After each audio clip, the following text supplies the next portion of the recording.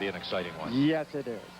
If you have had the opportunity to be able to see a lot of the performances, and you also have seen them off the street, isn't that right, Bob? Definitely. I've seen them rehearsing under I-95, in this particular case in the warehouse. And again, it is not just hours and days, but months. All these floats is done in-house. The captain of this particular group is a sheer genius when it comes to building props and engineering of the production. So look for really originality and lots of special effects. The other thing, too, that's interesting about this, there are 70 marchers in this presentation with South Philadelphia Vikings. 14 of them women, 12 children, and the marshals, the people who helped them on the street with this presentation. There are 75 marshals, the only brigade on the street in which the marshals actually outnumber the performers. I think the thing to watch for on this one is this King Kong at the end that is going to unfold to fill the street some 30 feet high. So let's watch them now. Here they go, the South Philadelphia Vikings New Year's Brigade.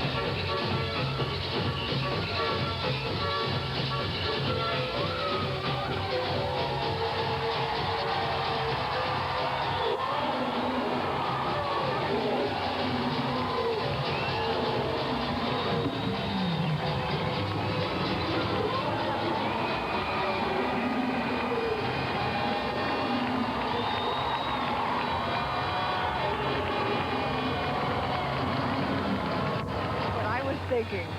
I am virtually speechless on that. That was the most phenomenal extravaganza I have ever seen in 4.5 minutes of my life.